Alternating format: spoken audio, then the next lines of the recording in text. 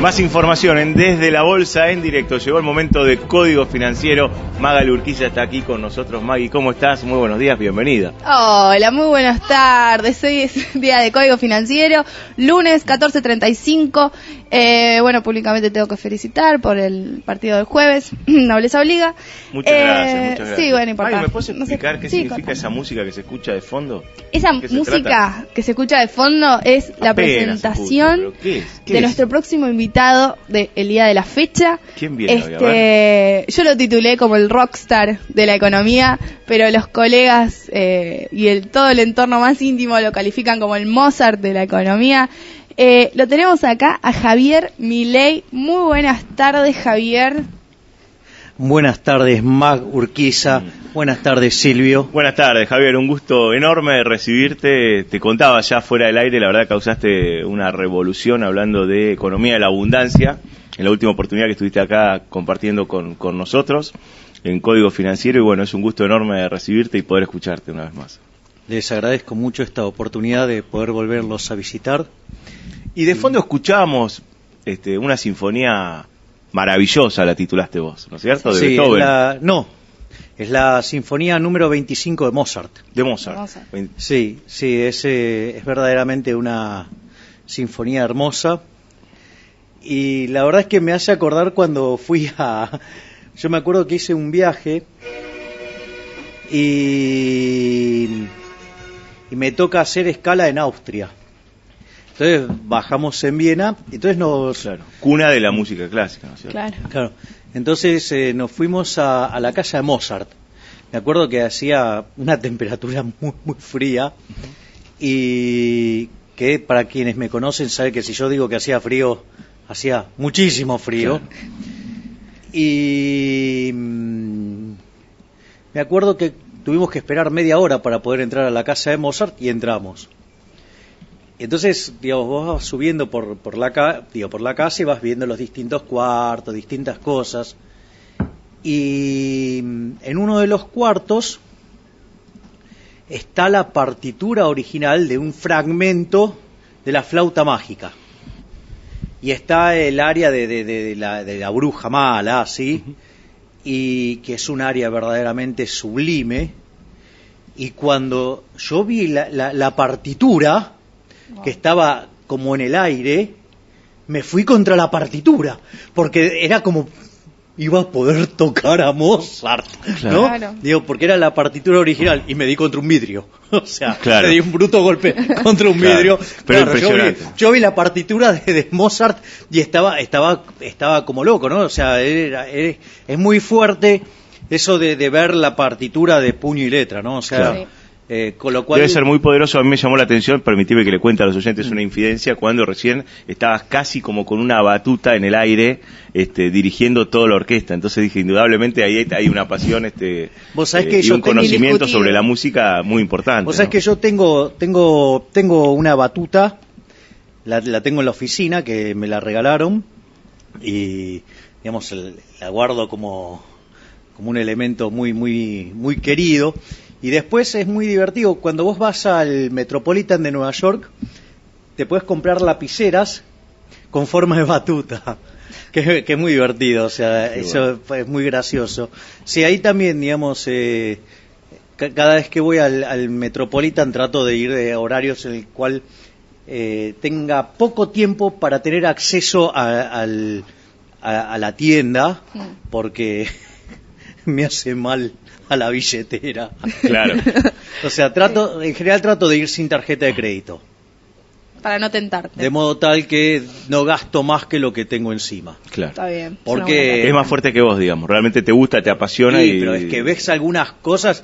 Yo me acuerdo, un día fui a ver La Traviata y estaba un cuadro con una batuta de Riccardo Muti, que es mi director preferido, dedicado a Franco Sefirelli.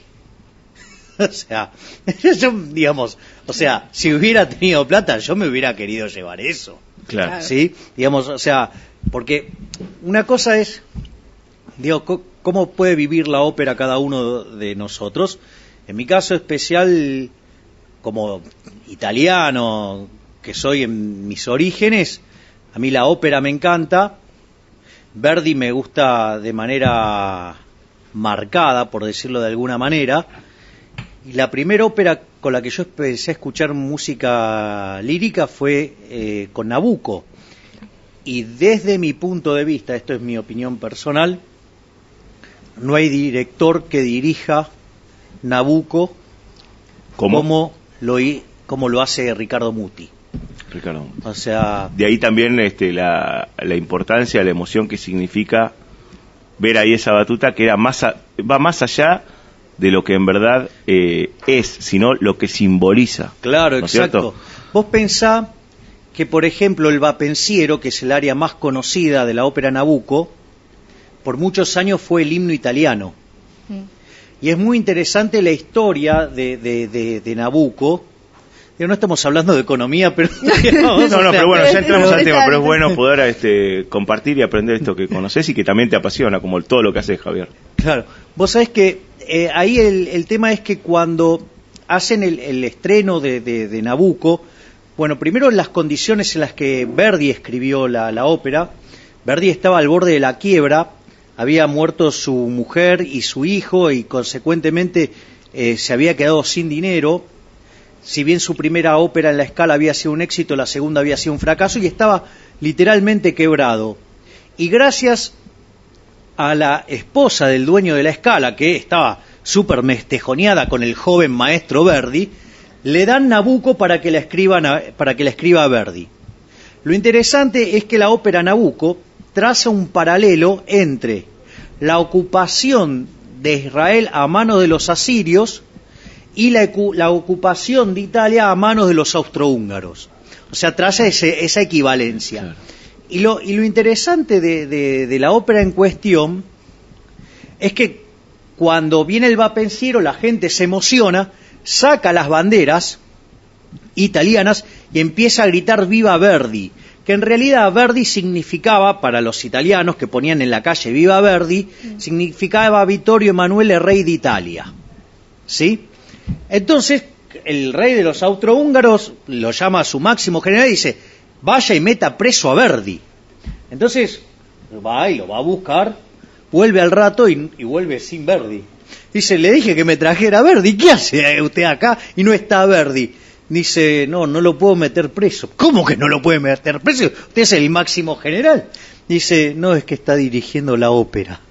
O sea, claro. Mira, el respeto, ¿no? Claro. Digamos, claro. Y después se lo llevaron en andas, así que no lo pudieron meter preso, ¿no? Claro. Digo, pero esa es una historia verdaderamente... Y de ahí el simbolismo, digamos, con Italia también, por eso ese nombre, ¿no es cierto? Claro, exacto. Con lo cual, aparte Verdi es un autor, a mí es uno de los autores que más me gusta, ¿no? O sea, a mí los autores que más me gustan son Verdi, Puccini, Rossini, Bellini y Donizetti. Y desde mi punto de vista, las dos mejores óperas son Lucia Lammermoor de Donizetti y Norma de Bellini. Claro. O sea, desde mi punto de vista, es claro. Una cuestión, digamos... Sí, esto siempre, por supuesto, que son apreciaciones personales, pero bueno, conoces mucho del tema y nos viene muy bien también para aquellos que, al menos como yo, que sí. Conozco menos, aunque escucho, porque se escucha en mi casa,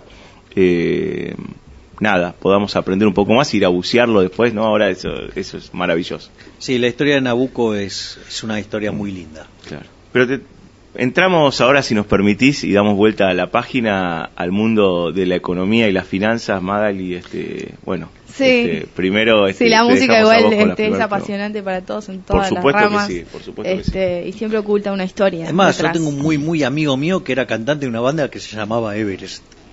¿Se llamaba? Everest. Sí, muy amigo mío, muy amigo. Muy cercano. Cantaba y todo, se luqueaba como Mick Jagger y todo. Claro, no quiero imaginar quién puede ser. Tiene un nombre con J y un apellido con M. Claro. Bueno, yo no quiero cortar esto de la música, pero te tengo que llevar al territorio económico. Sí, perdóname, acá, y permitime antes de entrar que lo presentamos también porque nos permitimos también interactuar. Javier está con nosotros, Jorge Garbarino, él es doctor en economía, maratonista, es un amigo de la casa aquí en la Bolsa de Comercio y bueno, lo invitamos también para compartir y que podamos preguntarte y poder conocer más acerca de todos los temas que manejás y que te apasionan. Claramente no lo vamos a correr a Jorge porque no va a ganar a todos. No. Hola, buenas tardes. Buenas Hola, tardes, Jorge, Jorge. ¿cómo estás? Ahora sí, Maggie, perdón la interrupción. Bueno, no, está bien, solamente por hoy te perdono. Javi, te queríamos preguntar principalmente acerca de la economía, más que nada la macro. Hace poco diste una entrevista en donde presentabas 4 puntos de desequilibrios en lo que es la economía actual y bueno, ya que ya pasó lo que es las PASO, que nos dan, digamos, un leve pantallazo de lo que podría llegar a ser el futuro post elecciones. Quería que, bueno, nos expliques más que nada esos 4 desequilibrios macro que vos muy bien en una nota del Infobae junto con Diego Giacomini las explicás. Me gustaría que la audiencia, bueno, también sepa acerca de tu visión al respecto. Sí. Ahí yo lo que hablo es que la foto es mala y que tiene que ver con los 4 grandes desequilibrios que muestra la macro hoy. Y lo que me parece que es peor es que la película es sustancialmente peor. ¿Sí? Cuando yo miro la cuestión estática, que es lo que me estás preguntando vos, Mag, ahí vos lo que ves es que hay 4 desequilibrios muy fuertes, sin dudas el peor desequilibrio de todo y que es la madre de todos los males y es el cáncer que aqueja esta economía, que si no lo extirpamos nos morimos, o sea, nos vamos a volver un país pobre, es el déficit fiscal. Es decir, Argentina tiene un déficit fiscal, este año va a terminar con un escenario razonable, que no se desmadre mucho, con un déficit fiscal de 6 puntos del PBI, ¿sí? Donde más o menos serán casi 5 puntos de primario y 1 punto y algo de intereses. Además hay vencimientos de deuda del orden de 2 puntos del PBI, y como si esto fuera poco, el déficit cuasi fiscal del Banco Central puede estar en el orden de otros 2 puntos más del PBI. Si esto quiere decir que Argentina tiene un bache fiscal de 10 puntos del PBI, pese a tener la recaudación tributaria más alta de la historia. Entonces, esa situación verdaderamente es muy complicada. Desde mi punto de vista, Argentina con este nivel de presión impositiva está imposibilitada de crecer. O sea, no hay chances que Argentina vuelva a crecer porque, digamos, nosotros tenemos una presión impositiva muy alta y una calidad de bienes públicos deplorable. O sea, tenemos, para que se den una idea, Argentina es el país con mayor presión fiscal del continente americano, y tiene la 8ª presión tributaria más alta del planeta. Y la verdad que el sector público nos brinda servicios cercanos a cero. Sí, digo, propios de país africano. Fíjate que si vos querés ir por buena educación, tenés que ir al sector privado. Si vos querés, digamos, ir por buena salud, tenés que contratarte una prepaga. Si vos querés, digamos, tener seguridad, tenés que contratarte tu propia seguridad. Si vos no te gusta, si vos vas por la calle y encontrás que está toda sucia, ¿sí? Digo, tenés que contratar, además, alguien que te limpie. Entonces, lo que vos tenés es que, la verdad es que todos los bienes públicos que provee el gobierno son deplorables, ¿sí? Y eso, digamos, dentro de los bienes públicos que provee también está la política económica, ¿no? Porque la política económica es un bien público y que te está llenando la canasta de inflación, ¿sí? Y una economía que hace 4 años que no crece, ¿sí? Entonces, verdaderamente uno debería preguntarse si este Estado le sirve a algo, y si alguien se beneficia de esto. O sea, a mí me parece una visión, por decirlo de alguna manera, repudiable, aquellos que dicen que no hay que discutir Estado-mercado. Es decir, justamente, yo diría, empecemos a discutir Estado-mercado, ¿sí? Porque con este nivel de presión impositiva no crecemos.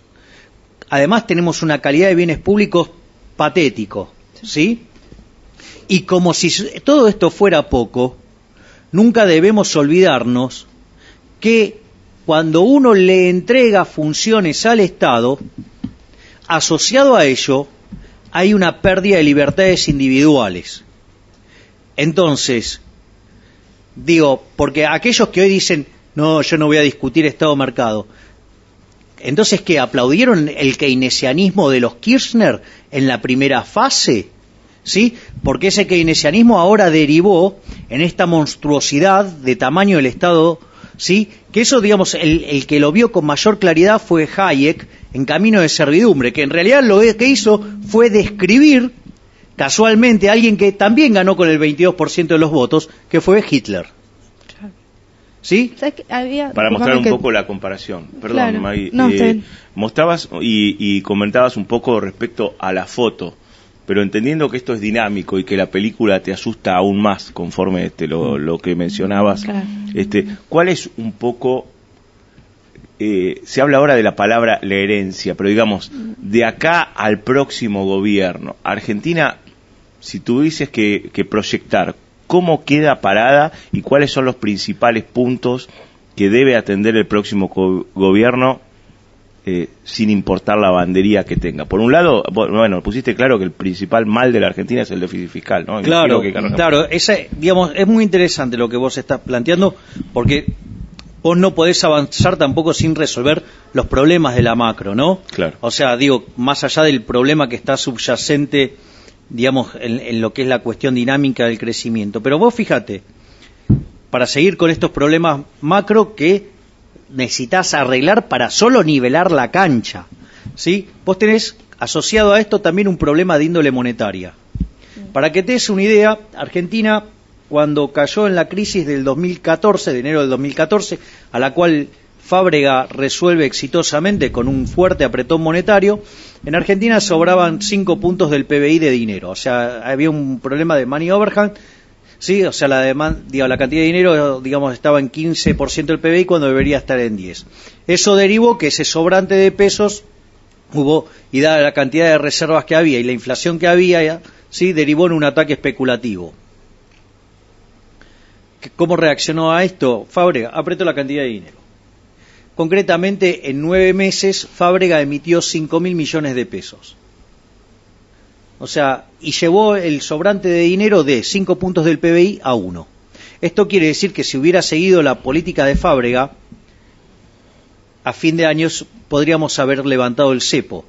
Que es muy importante, claro, el tema del cepo cambiario. ¿Por qué? Porque el cepo cambiario en el fondo refleja lo que el gobierno quiso devaluar sin tocar el tipo de cambio, reventando a trompadas el resto de las variables macro para que le cierre el número del sector externo. Entonces, ¿qué es lo que pasa? Cuando vos, eso quiere decir que tu tipo de cambio estaba debajo del nivel de equilibrio, o sea que vos al tipo de cambio oficial tenés un exceso de demanda. La contracara de eso es que vos en el resto de la economía vas a tener un exceso de oferta por generalizado. Esto quiere decir que en el mercado de bonos vas a tener un exceso de oferta, quiere decir que vas a tener precios bajos, vas a tener tasas de interés altas. Sí, esas tasas de interés altas lo que van a hacer, van a generar que te caiga el consumo, que te caiga la inversión, vas a tener una caída del PBI, con lo cual vas a generar un exceso de oferta de bienes, y asociado a ello vas a tener un exceso de oferta de trabajo, lo cual, digamos, va a tener como contrapartida, ¿qué cosa? O que aparece el desempleo, o que el salario real cae, ¿sí?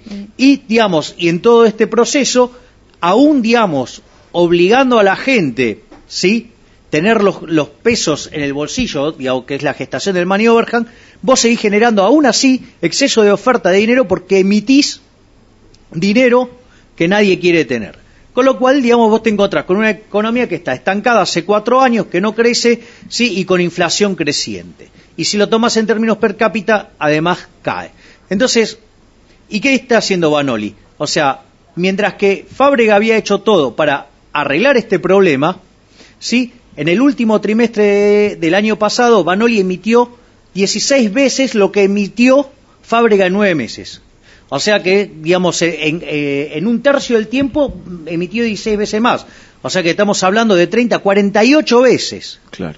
Es decir, perdón, Javier, porque cuando uno escucha Vanoli le ganó la pulseada al gobierno, le ganó la pulseada al tipo de cambio, en verdad lo que estás diciendo vos es, mirá, claramente para tener $1 en 12.50 o en 9, dependiendo de qué lado lo quieras mirar, en verdad se están sacrificando y reventando todas las otras variables que no quedaron fijas, que no son estáticas. Claro, digamos, sí, ahí... Ahora, 100 pesos no son más... ¿Cuánto es 100 pesos?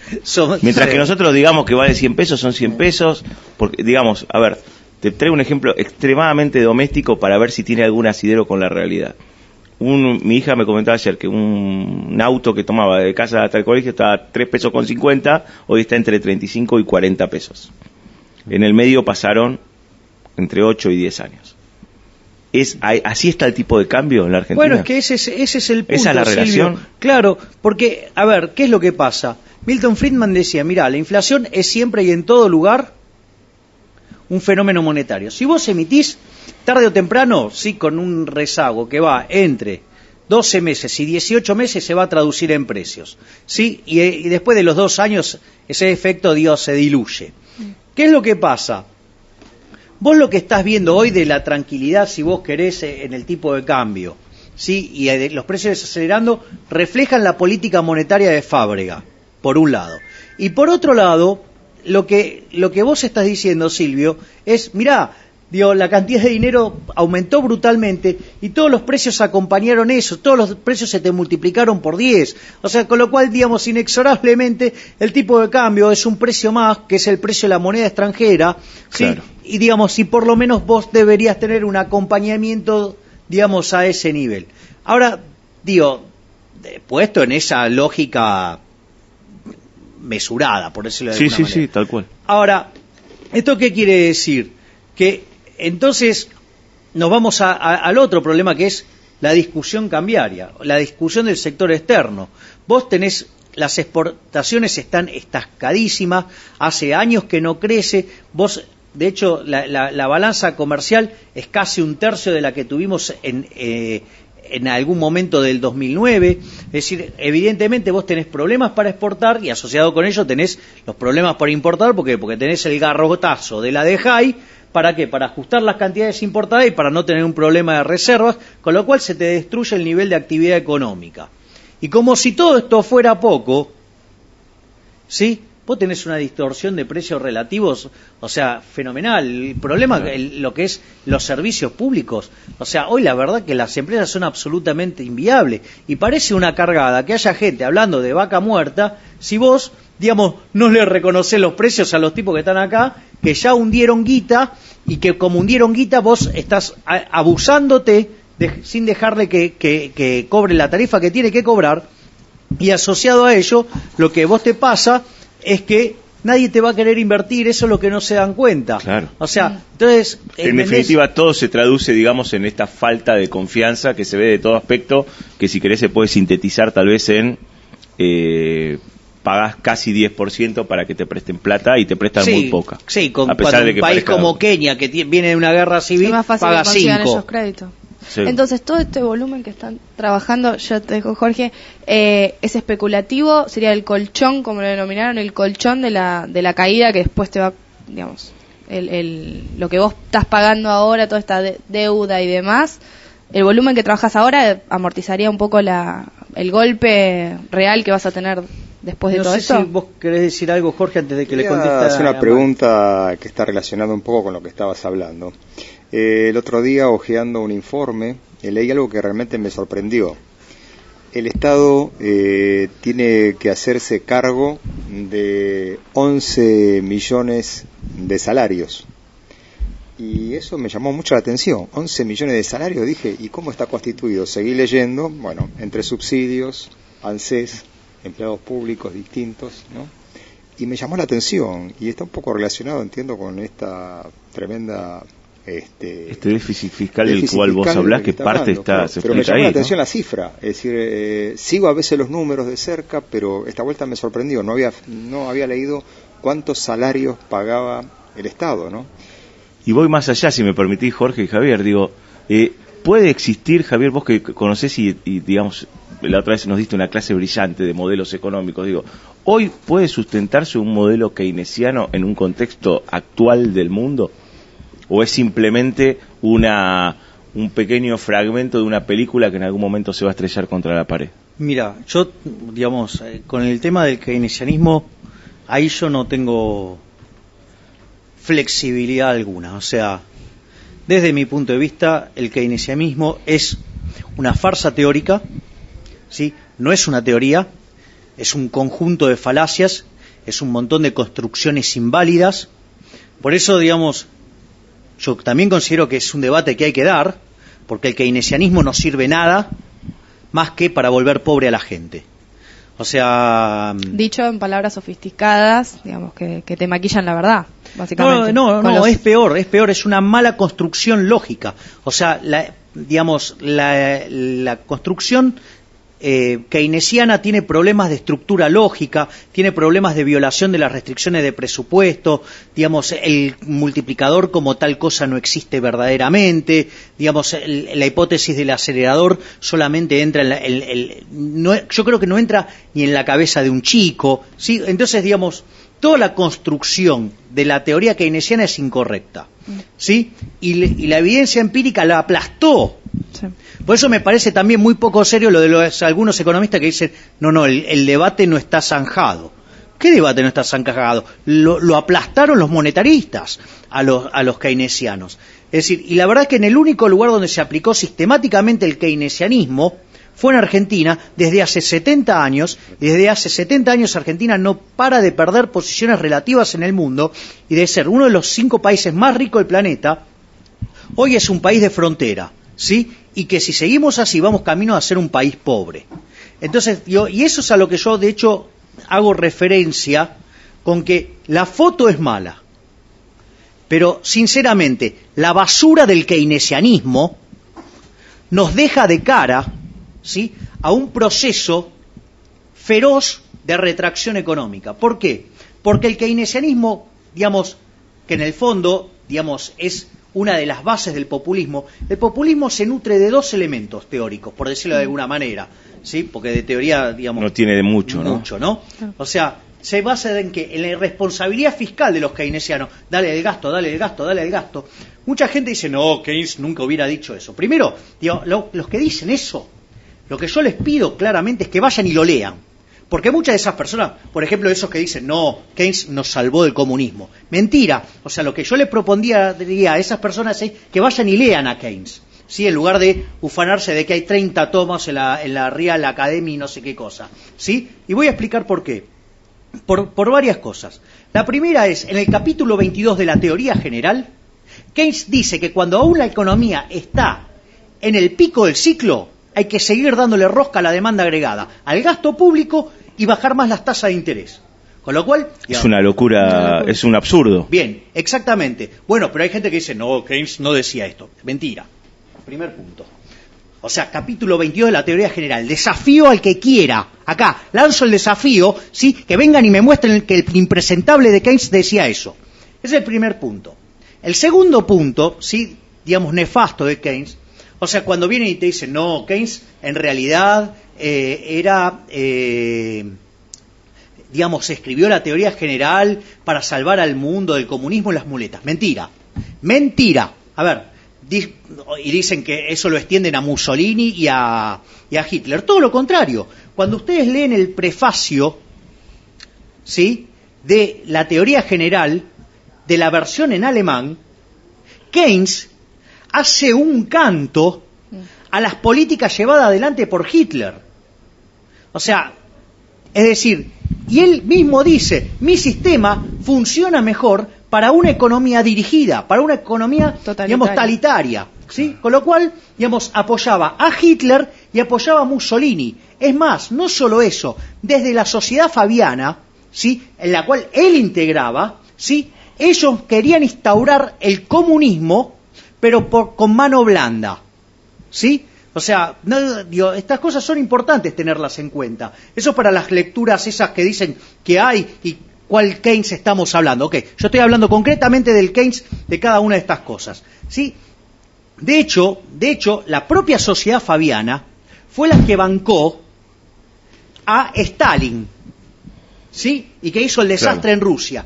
Y cuando instauró el comunismo en Rusia, el señor John Maynard Keynes fue a Rusia a ver lo que pasaba. Y cuando volvió de Rusia, no cuestionó el sistema económico, cuestionó el grado de violencia, que además está muy interesante porque encima lo viste, ¿sí?, de una reflexión absolutamente antisemita, con lo cual estaba a favor de Hitler, a favor de Mussolini, a favor de Stalin y los bolcheviques, y además, ¿sí?, estaba a favor en liquidar judíos. Entonces, digo, cuidado con Keynes. Keynes era un ser deplorable y su teoría es otra basura. Por eso yo hago referencia a Keynes y la basura general. ¿Por qué hablo de la basura general? Y lo voy a explicar por qué. Primero porque está lleno de inconsistencias lógicas. Pero supongamos lo siguiente, ¿sí? Suponete que a vos te viene un libro que te habla de las maravillas y las virtudes del movimiento piquetero, ¿sí? Y que estaría bueno que todo el mundo se convierta en piquetero. Y el libro lo firma Delia. ¿Ok? La basura general... Estás marcando el sesgo, digamos, de quien lo escribe. La basura general está escrito por un tipo que es parte del gobierno. Es decir, la teoría general, o basura general, ¿sí?, es un panfleto escrito para los políticos de pensamientos mesiánicos. Es decir, donde la panacea en el mundo es el gasto público. Es decir, pero está escrito por alguien que era parte de esa joda. ¿Sí? Por eso, entonces después crece el tamaño del sector público, se pierden libertades individuales, pero al mismo tiempo, ¿sí?, ¿qué pasa? Cuando vos tenés el accionar del sector público, digamos, siempre obra mal, siempre llega tarde, porque, digamos, o sea, está reemplazando decisiones del sector privado. Entonces, ¿qué es lo que pasa? Aparece lo que se llama el fallo del sector público, y como además ostentan la fatal arrogancia de creerse que son Dios y que tienen el poder total, ¿sí?, para corregir todo, entonces, ¿a quién le echan la culpa? Al mercado, ¿sí? Entonces eso genera más demanda del sector público. Ahora, ¿qué es el mercado? El mercado en rigor, como cosa así, no existe. El mercado, a lo que llamamos mercado, son agentes haciendo transacciones, ¿sí? Son individuos tomando decisiones. Entonces, cuando aparece un iluminado que no le gusta el resultado, quiere intervenir, y cuando hace esa intervención, lesiona los derechos individuales. ¿Y el resultado de eso cuál es? Argentina malos resultados. Hoy. Exactamente. Eso es Argentina hoy. Acabas de escribir Argentina hoy. Bien, exactamente. De hecho, fíjate esto. Cuando vos tomás el gasto público con el que arrancó Kirchner y hoy tenés el doble del peso del sector público con la economía. Entonces, todos esos keynesianos, que no me vengan a decir, no, esto no es keynesianismo. Vos fuiste cómplice cuando avalaste estas políticas de gasto desmesurado. Contundente Javier Milei. Sí, la verdad, sí, impecable. No adhiero. Keynes en toda su teoría lo que transformó fue siempre estados benevolentes, ¿no? En ese estado benevolente. Yo lo llamaría malovolente, ¿no? Digo, por el daño que le causa a la gente. Y ha sido un sustituto el Estado de aquellas cosas que, por ejemplo, el mercado privado no acepta, o el mercado privado rechaza, o el mercado privado no le interesa, ¿no? Así que todo va a parar a ese gran tacho benevolente que es el Estado, ¿no? O sea, fíjate qué interesante, perdón, Javier, pero aprovecho y lo quiero compartir con los oyentes. Javier Milei ha escrito un libro, El retorno al sendero de la decadencia argentina, en el cual, de alguna manera, recorre la historia económica argentina del siglo XX y lo que va hasta el presente. Es un libro de lectura obligada para poder entender también no solo estas cuestiones, sino también esto que nosotros llamamos, dónde estamos parados y cuál es la herencia. Y hay un simbolismo muy importante en la tapa, que va desde 1810 hasta el 2015, y se ve cómo el hombre hasta un punto evoluciona y cómo volvemos al origen. Me parece que no es simplemente una foto, Javier. Exactamente, ahí estás. Vos le das justo el punto en el clavo, Silvio, que es el tema de la película. Acá el problema es la película. ¿Sabes por qué? Porque una economía para crecer necesita capital. ¿Sí? Y este gobierno secó la plaza. Ha Sí. destrozado cuanta definición de capital existe. Bueno, pero ahí entonces tenemos, si los 4 tipos de capital, institucional, social, humano Y físico, están devastados, porque también en la parte de lo que es el capital humano, en lo que se enseña en las facultades, no tenés una alternativa a estudiar. A ver, tanto en lo que es, porque se complementan perfecto, en la parte económica, hablando en las instituciones públicas, en la parte económica se enseña en las escuelas keynesianas, en la parte de política se enseña a esperar a un mesías social que te solucione las cosas. Ahí tenés gasto público y demás. Había un grupo de economistas que sugerían la posibilidad de un Estado cuasi atlético donde instaure reglas claras. ¿Cómo debería ser ese Estado si tuviese que tomar hoy las riendas del país, post elecciones?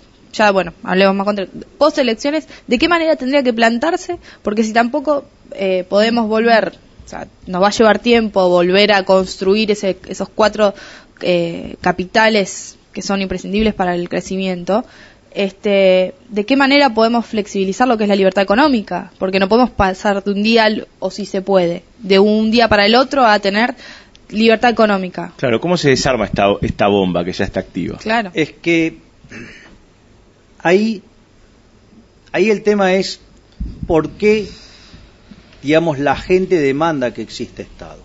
Me parece que la pregunta fundamental es ¿por qué la gente demanda que exista Estado? Digo, ahí la visión, digamos, que yo vengo trabajando con algunos colegas es, ok, demos el crédito, si vos querés, al velo de Raúl, ¿no? Porque, digamos, la posición, digamos, liberal plena, por decirlo de alguna manera, no hace un cuestionamiento, digamos, sobre el resultado distributivo, sino que lo que se plantea es el punto, si fue justo o no el proceso.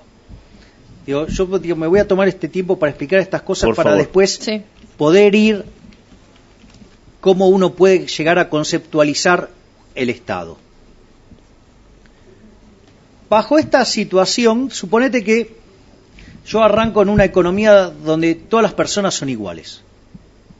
Son todas las personas iguales. Ahora sucede que aparece Messi.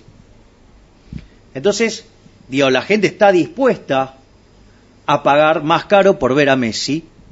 Y digamos, y todos los dirigentes y todos los clubes lo quieren ir a buscar a Messi para contratarlo. Cuando Messi se da cuenta de la demanda que tiene, que dice, pará, mi precio es otro, ¿no? Claro, no somos todos iguales. Claro. Entonces, bueno, pero es que esa es la esencia del, digamos, gracias a Dios no somos todos iguales. Porque eso es lo que permite la división del trabajo y la complementariedad y la productividad. O sea, y eso genera la riqueza de las naciones. Digo, pero Anatómicamente no somos iguales. Claro. Tenemos que partir de esa base. Exacto. Entonces, digo, fíjate lo interesante. Entonces, van los dirigentes del Barcelona y le dicen a Messi, bueno, queremos que juegue con nosotros. Y Messi le dice, bueno, ok, yo estoy dispuesto a jugar para ustedes, pero yo quiero la mitad de la entrada. Entonces no le queda otra a los dirigentes del Barcelona que cobrar una entrada más alta.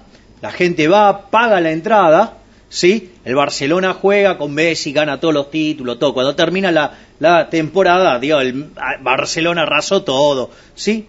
Digo, ahora cuando vos tomes la distribución final, los jugadores van a estar, salvo Messi, todos iguales, los hinchas de los otros equipos van a estar todos iguales, los hinchas del Barcelona van a estar un poco más pobres, y Messi va a estar recontraforrado en guita. Con lo cual, digamos, vos tenés una sociedad muy desigual.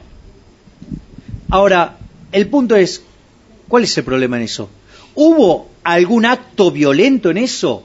Si No. todos los intercambios tuvieron lugar de forma voluntaria. Es decir, que quiso pagar. Claro, es decir, de gente que estaba dispuesta a pagar el doble del valor de la entrada con tal de verlo a Messi. Claro. Claro. Es decir, todos los intercambios fueron voluntarios. Es decir, no ha habido agresión, no ha habido violencia. Correcto. Es decir, entonces no es que...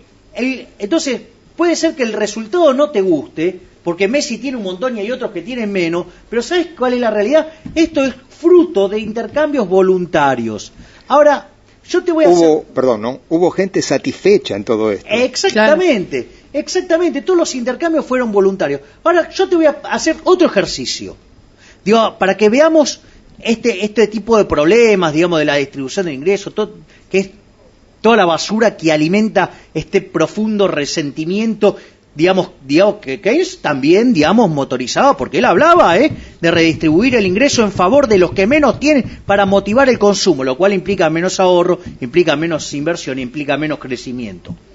Es decir, Keynes es un enemigo del crecimiento. Del ahorro. Claro, exacto. O sea, sataniza el ahorro, Keynes. Necesariamente te lleva a una economía más pobre. Necesariamente te lleva al crecimiento. Inexorablemente el keynesianismo es sinónimo de pobreza.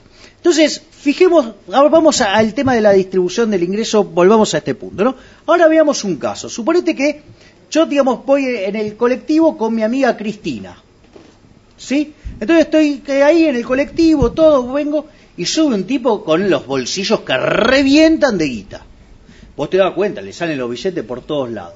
Entonces cuando vos mirás, decís, che, pero esto es, digamos, una cosa así, muy desigual, digamos, este tiene un montón, los otros tenemos menos, ¿sí? Y sucede que sube un hombre no vidente, ¿sí?, pidiendo limosna. Ante esa situación de tanta desigualdad, mi amiga Cristina se violenta, se levanta, ¿sí?, y le saca la plata al hombre de los bolsillos robustos y, digamos, lo reparte hasta que todos tengamos todos los mismos. Digamos, ahora, cuando vos mirás el output final, todos tenemos lo mismo. ¿Vos podrías decir que eso es justo? No, y algo más importante, Javier, todavía, si me permitís. Claro. Para entender un poco la construcción de la riqueza, si nosotros hoy repartiésemos la plata por igual entre todos los habitantes y siguiésemos cada uno con las funciones actuales, es muy probable que Google vuelva a ser Google, que los mercados y las bolsas sean los mercados y las bolsas y todo eso. ¿Por qué quiero decir con esto? El que va a gastar va a seguir gastando, el que va a generar va a seguir generando, y en definitiva todo volvería, digamos, a un estado, no digo inicial, pero probablemente sí, porque en verdad el verdadero valor del crecimiento está dado por lo que vos haces en el medio entre un punto A y un punto B. Entonces, por más de que yo a todos arrancamos y a todos le doy la misma plata, si salimos, o sea, si el 90% sale corriendo a comprar plasmas, posiblemente hagamos rico al 10% que lo fabrica. Mira, Silvio, ¿sabes lo que pasa? ¿Sabes cuál es el problema? Es que si vos vas a tocar la distribución del ingreso, es decir, no es que esta aberración se debe a, digamos, a John Stuart Mill, que dijo que la producción era independiente de la distribución. Entonces, una vez que vos tenías la producción, la tomaba acomodada, sí, vos podías redistribuir. En realidad, digamos, hay un economista austríaco de la escuela austríaca, ¿no?, que se llama Israel Kirzner, ¿sí?, que lo que dice, no es así. En realidad lo que, digamos, no es que la producción es independiente de la distribución. En realidad, la distribución es la que determina la producción. Es decir, si vos al tipo no le vas a dejar ganar plata, no va a producir. O sea, vas a violentar y vas a quebrar el elemento de generación de riqueza. Por eso esto de estar tocando la distribución del ingreso y todo eso es muy peligroso y a la postre genera desastres como el desastre argentino. Entonces, fíjate, digamos, pero por eso, digamos, volviendo, digamos, a esta lógica de la discusión. Entonces, el segundo proceso, vos lo que ves es igualitario. Sin embargo, no es justo. ¿Por qué no es justo? Porque hubo un acto violento en el cual una persona le sacó violentamente a otra para repartirlo. ¿Con el criterio de quién? Con el criterio de mi amiga Cristina. O sea, ¿de dónde salió ese criterio? Digamos, ¿no? Digamos, y no evalúa, digamos, que andás a ver lo que tenía que hacer ese hombre con esos bolsillos repletos. Andás a ver, quizás tenía que pagar la operación de su hijo, ¿sí? Claro. Y ahora, como si vos le sacaste la plata, se muere, ¿no? Digo, como concepto. Digo, eso, digo, entonces lo que importa es si el proceso es justo, no que el resultado sea justo, ¿sí? Ahora, sin embargo, hay algunas otras cuestiones que tienen que ver con la suerte, ¿sí? Ahí, digo, yo recomiendo fuertemente el nuevo libro de Martín Tetaz, que se llama Casualmente. Es formidable porque él, digamos, él habla de cómo juega en estos procesos la suerte, ¿no? Digo, esto no es un punto menor. ¿Por qué? Porque cuando, digamos, yo, digamos, recién acabo de hacer el análisis de Nozick, ¿sí? En el fondo. Sí. Digo, ahora, digamos, pero hay otras formas también de mirar estos problemas. Digo, otro problema es el problema que es el velo de Rawls, ¿sí? Entonces, ¿qué es lo que pasa? El punto es que vos no es trivial dónde te tocó nacer. Claro que no. O sea, por decirlo de alguna manera, si Mozart nace en una villa miseria y no se puede alimentar y su cerebro no se desarrolla, no vas a tener Mozart. ¿Sí? Entonces digo, ese es un tema no menor. Entonces, si vos antes de que se jueguen, vos no sabés si te va a tocar estar en una familia que te va a poder alimentar y en una que no te va a poder alimentar. ¿Vos qué es lo que querrías tener? Querrías poder comprar, ¿qué? Un seguro. ¿Sí? Correcto. ¿Para qué? Vos querrías un seguro para nivelarte ¿qué cosa? De que vos no te vas a morir de hambre, de que vos te vas a poder educar, ¿sí? Y que vos te vas a poder cuidar, te vas a poder sanar, ¿sí?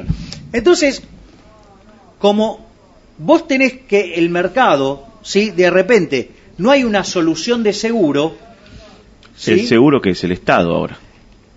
Claro, digamos, ¿no? Uno podría llegar a entender al Estado como una solución que brinda ese seguro. Correcto. El tema es que, ahora, que yo pueda hacer esa solución que brinda un seguro, eso no quiere decir que me debe prestar la salud, la educación, ¿sí? Porque una de las cosas que yo puedo hacer es reparto, o sea, digamos, reparto vouchers. Hay un voucher para educación, un voucher para salud, ¿sí? Un voucher para alimentación.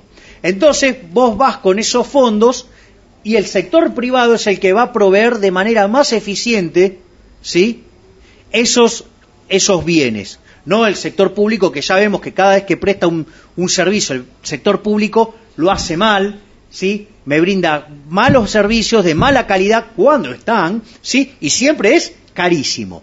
Entonces, digamos, lo que uno tendría que buscar es, ok, ese seguro. Entonces uno podría entender la presencia de Estado, ¿sí? Como una suerte de seguro. Obviamente garantiza, supuestamente te garantiza cierto tipo de nivel, pero no está, a ver, no te garantiza el 100%. La seguridad personal, tuviste 2 guerras mundiales, guerra claro, pero no, está claro, digamos, o sea, y todavía digamos, el Estado es una organización violenta. Es decir, el Estado es, son los Estados los que te metieron en las guerras mundiales y se han cargado a millones de personas. Claro. ¿Sí? De hecho, el propio comunismo, ¿sí? Que tanto se vanagloria acá, ¿sí? Te ha costado más de 100 millones de vidas humanas, ¿sí? Y todos los que padecieron las penurias económicas de los sistemas socialistas. Pero lo que voy es que si vos no tenés un mercado de seguro para eso, porque de hecho no lo puede contratar el tipo porque todavía no nació. Claro. ¿Ok? Entonces, bajo esa estructura vos podrías entenderlo así, el Estado, y ¿cuál es la parte interesante? Que ahora empiezo recién ahora a contestar tu pregunta de cómo sería cómo desarmo el tamaño del Estado.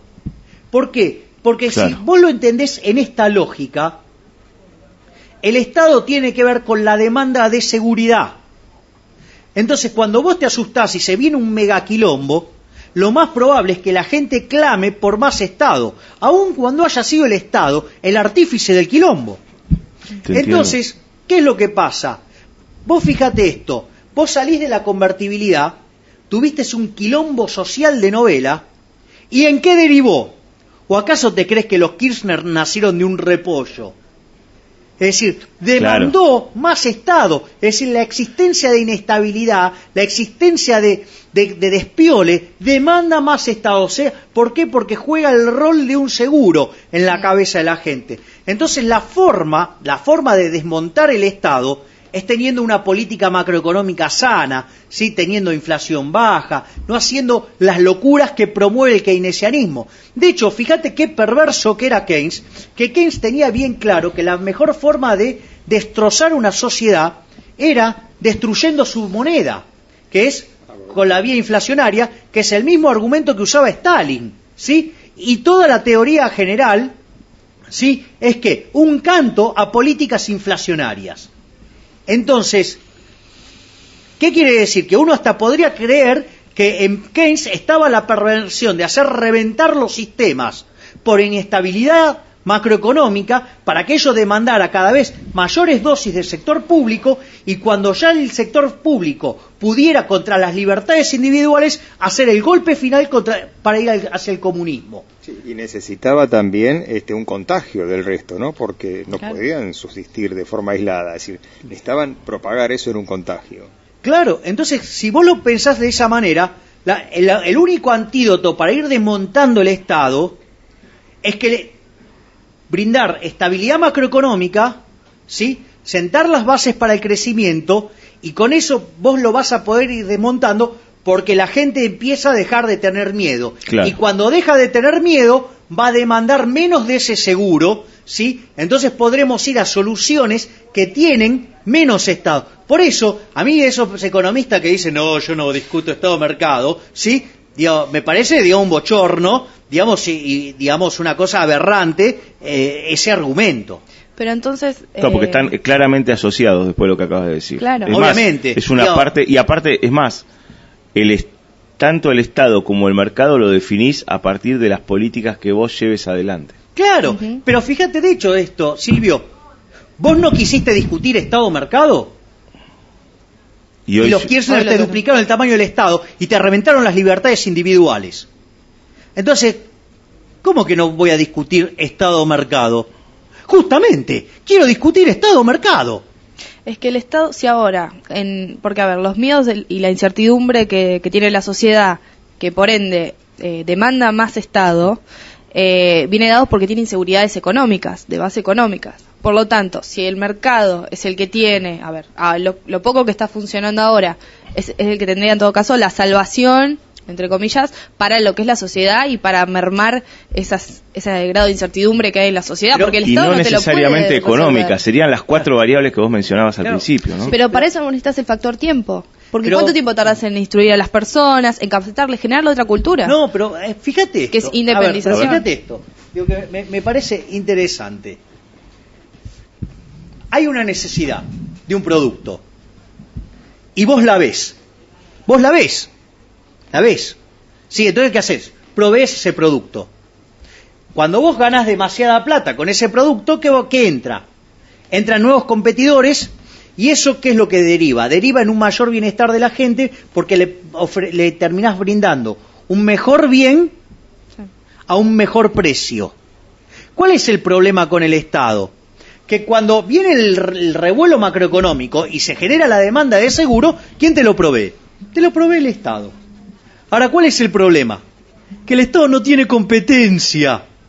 Como no tiene Claro. competencia y tiene un monopolio de índole legal, por decirlo de alguna manera, ¿qué pasa? Te termina explotando, cobrándote un precio muy alto, Lo que puede y lo que tiene. exacto, y, digamos, dándote un bien de muy baja calidad.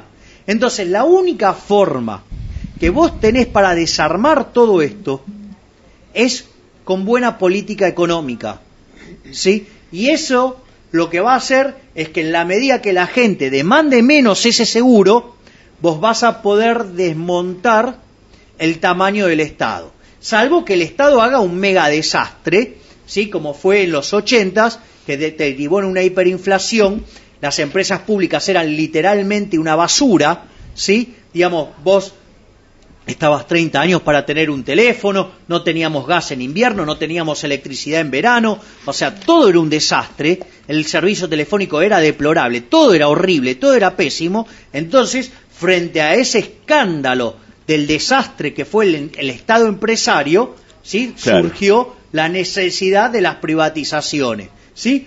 Con donde hoy la gente, digamos, mal agradecida, en lugar de reconocer que gracias a las cosas maravillosas que se hicieron en ese proceso, hoy podemos tener todavía luz, gas, o sea, teléfono, como sea, ¿sí?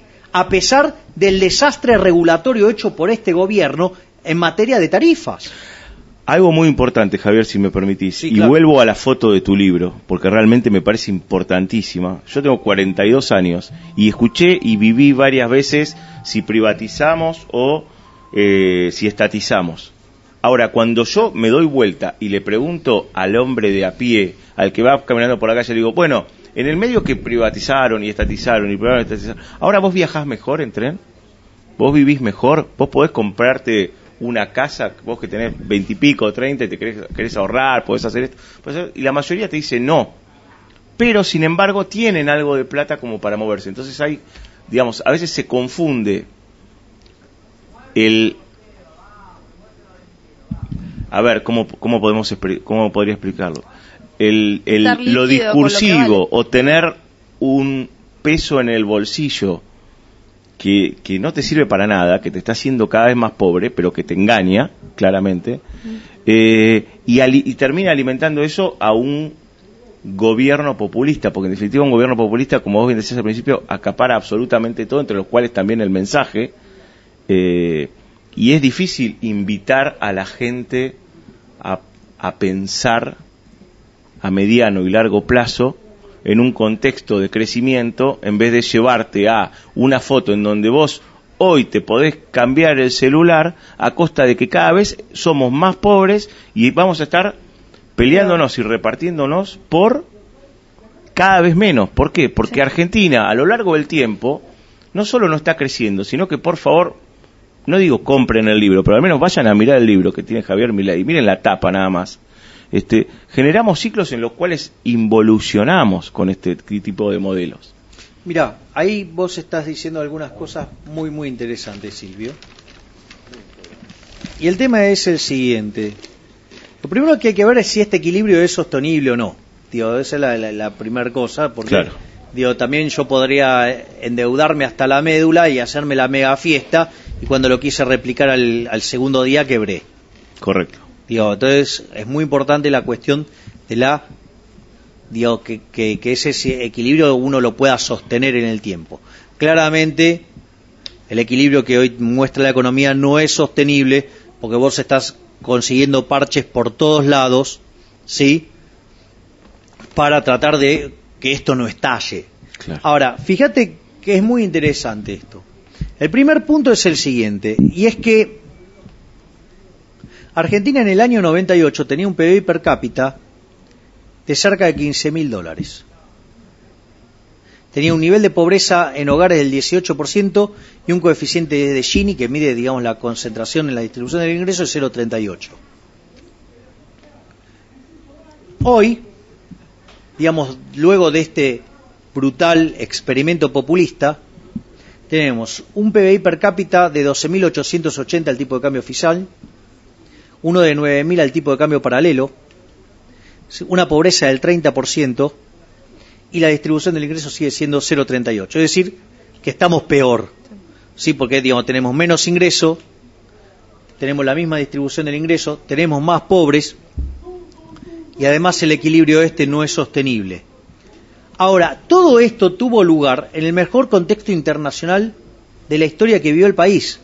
Argentina, si solamente hubiera mantenido la tendencia, es decir, que estos keynesianos no hubieran hecho nada, ¿sí? Bueno, en realidad keynesianos, marxistas y estructuralistas. O sea, eso es lo que confluye en el armado del populismo, ¿no? Entonces, vos ahí lo que ves es que si hubiéramos mantenido la tendencia tendríamos un PBI per cápita de $22.000. Y si hubiéramos aprovechado el contexto, tendríamos uno de 32.000. Es decir, efectivamente lo que nosotros hemos hecho es un desastre de crecimiento. Es decir, la gente dice, claro, no, esto, te dice, no, bueno, pero vos decís esto y la crisis nunca vino. No, la crisis está. Tenés un tercio del PBI del que deberías tener. Esto es una catástrofe.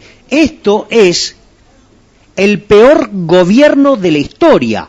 Es decir, deberíamos tener un PBI per cápita de $33.000 y en promedio entre el paralelo y el oficial tenemos uno de 11.000. Nos fumamos un 67% de caída del PBI potencial. Si eso no es un desastre, que vengan y me expliquen qué es. Claro, por eso Sí. sos claro al decir que hoy, lo dijiste de otra manera, pero digamos, lo leí en una entrevista que te habían hecho, de que hoy, en este momento Argentina, para partir, tenemos que triplicar el PBI per cápita. Ahí se Claro. explica eso.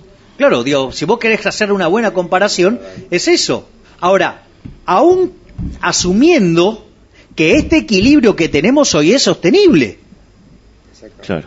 Claro. Digo, y yo no sé, digamos, o sea, si yo quiero que venga alguien que crea que este equilibrio es sostenible y me venda dólares al oficial. Por ejemplo. Claro, entonces digamos que me compre todos los dólares que yo quiera al oficial. Si cree que este equilibrio es sostenible, que me los venda, Claro. ¿no? No. O es más, les pago 10% arriba. Claro. Si cree que es sostenible, ¿sí? Digo, te pago 9 mangos y medio. Vamos, que escucho Que vengan oferta. todos, claro. Que vengan, yo les compro. Es que el problema, yo creo humildemente, que hay una dependencia muy fuerte, digamos, se genera una dependencia muy fuerte en los sectores más bajos en lo que es relación Estado-sociedad. Pero es porque que ahí está el ahí está tu punto, base, ahí está. tu base, pero ahí eso va a ser muy a ver, no imposible obviamente, es vital empezar a crearle la conciencia de Pero ahí- Por eso hay que tener los independizarse. conceptos, hay que generar en definitiva confianza, y para eso vos tenés que tener políticas públicas que van a llevar obviamente a confluir a un nuevo Estado. Claro, pero fíjate esto. Quiero ligarlo con lo que dijo Maggie, ¿no? Fíjate que tanta heterodoxia keynesiana, estructuralista, marxista, en el fondo son defensores de la ley de Say, porque la Claro. oferta crea su propia demanda, que en realidad es una mala interpretación que hizo Keynes, sí, digo, que como no sabía leer francés, sí, digamos, leyó Que no dijo eso, en un realidad. fragmento, sí, pero dio de John Stuart Mill, donde hacía referencia a la ley de Say, o sea, con lo cual, digo, Keynes era deplorable en todo, digo, en lo humano y como economista, pero, digo, al margen de eso, en esa conceptualización que les brindó este impresentable de Cambridge, ¿sí? Ellos generan, ¿sí? Con su oferta, la oferta genera la propia demanda. Este estado, digamos, deplorable, ¿sí? Digamos, abusador de las libertades individuales, ¿sí? Digamos, genera también su propia demanda, que es la que estás viendo vos, que en base al empobrecimiento de la gente y en la generación de inestabilidad macroeconómica, hace que se demande más Estado. Es que lo marca en un contexto que todo el sistema, todo lo que se genera en el sistema es productivo y la evidencia empírica te lo refuta de Sí, cuajo. digamos, o sea, cuanto más grande es el Estado, peor le va a la economía. Sí. Estamos conversando con Javier Milei. Recuerden www.javiermilei.com para poder ver muchísima contexto en el cual tienen también el libro de reciente salida, Maggie, que por favor te Sí, pido ya ahí que publicamos la etapa nos- en @columna código en Twitter, que es, bueno, nos enmarca en el estado que estamos pasando Contanos hoy. en tus palabras, Javier, para antes de cerrar, así, ¿de qué se trata el libro? El libro tiene que ver con esto de la película, ¿no? Y la destrucción del capital. O sea, vos para crecer necesitas capital y nosotros hemos destrozado cuánta definición de capital hay. Cuando vos pensás en el capital físico, ¿sí? Sabés que los chinos crecen a tasas chinas, pero invierten 41% del PBI, o 42%. Cuando vos mirás los de Corea del Sur, crecen a tasa fuerte, pero invierten 32% del PBI. ¿Sabes qué? Estados Unidos, aún siendo un país desarrollado, invierte más que nosotros en términos del PBI, porque invierte 21 puntos porcentuales del PBI. Nosotros, con las cuentas nacionales nuevas, invertimos menos de 20. O sea, con lo cual, digamos, eso muestra que fue toda una farsa lo de las tasas chinas, y en terminología del mercado fue el rebote del gato muerto. Por otra parte, fíjate esto, digamos, Argentina tiene un déficit colosal de infraestructura. Digamos, ustedes saben muy bien que si el capital es muy grande, el retorno es chico. Si el retorno es grande, porque quiere decir que hay poco capital. Correcto. Un retorno para un proyecto de infraestructura es del 50%. El 50% de ese retorno es explicado por el déficit en el software, es decir, todos estos problemas en el diseño de la estructura contractual. Y la verdad es que si Argentina, digamos, cubriera su gap de infraestructura, podría haber duplicado las exportaciones que tiene hoy. Sí, podría haber duplicado el comercio, con lo cual el PBI hubiera volado. ¿Sí? Ahora, ¿qué tenemos en infraestructura? Infraestructura cara, de mala calidad, que no funciona, digamos, una cosa verdaderamente deplorable, como digamos era de esperar en un modelo de orden keynesiano estructuralista. Por otra parte, digamos, el capital humano, en las pruebas PISA no paramos de caer, y nuestro desempeño es propio de un país de 4.000 o 5.000 dólares per cápita. ¿Esto qué quiere decir? Que si vos pones en dinámica este equilibrio que ha gestado este gobierno, vamos camino a ser un país pobre. Por otra parte, sí, digamos, tenés el capital institucional, toda la estructura de contratos está destrozada, sí, se ha hecho, digamos, el deporte nacional, el estiramiento de los derechos de propiedad, a ver hasta dónde los puedo violar, ¿sí? Digamos, si siguen y siguen sin parar. Eso, digamos, el caso más escandaloso es las empresas de servicios públicos, que están todas al borde de la quiebra, ¿sí? Y, digamos, y como si esto fuera poco, hemos destrozado el capital social. Digo, este gobierno, con esta política, ¿sí?, basada en el resentimiento, ha generado un fuerte odio, ¿sí?, entre los propios argentinos. Y cuando vos, digamos, generaste odio en la población entre un grupo y otro, digo, donde la grieta es mucho más marcada de lo que uno se puede imaginar, es algo verdaderamente violento, eso hace que no haya confianzas entre los agentes, que se imposibilite, ¿sí?, todo lo que tiene que ver con la cooperación social asociada a los procesos de intercambio.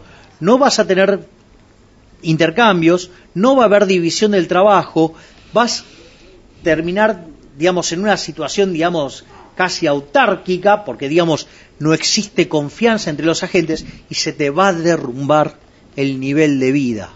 Claro. Bueno. Necesariamente. Javier Milei, un placer recibirte acá en la radio Desde la Bolsa en Directo en Código Financiero. Jorge Muchísimas gracias, de verdad, un gusto enorme por participar también. La charla. Muy el buena. Mozart de la economía, sí. Nuestro rockstar, Javier Milei, la verdad que es muy, no solo que es muy claro, sino que además es muy contundente, sí. y es un gran defensor de aquello en lo que cree, pero también es un apasionado en lo que hace, y ambas cosas se ven reflejadas cada vez que nos venís a visitar acá a la radio. ¿Puedo hacer alguna nota aclaratoria sobre mí? Por favor. No soy keynesiano. Bueno. Yo dudé en una parte, yo dudé, la verdad que sí. Quedó alguna duda, entonces lo dejamos como asterisco, pie de página. Javier Milei no es keynesiano. No es keynesiano. Bueno, muchísimas gracias por venir, Javi, nuevamente, acá a Código Financiero esta vez. Jorge Garbarino, muchísimas gracias también por ser parte de esta mesa. Y Maggie, la verdad, bueno, suerte el jueves porque la van a necesitar. Y guardaste las carilinas, todos los regalitos que te tenemos los regalos guardados, pero no importa, la audiencia se va. Muchas gracias. Ay, mi vida. Nada, está ilusionado, ¿no? Disculpe la audiencia. También aquí en la radio Desde la Bolsa en Directo, un placer compartir esta gran mesa. Javier Milei, nuevamente muchas gracias a todos. Muchísimas gracias. Ya venimos con más información en la radio Desde la Bolsa en Directo.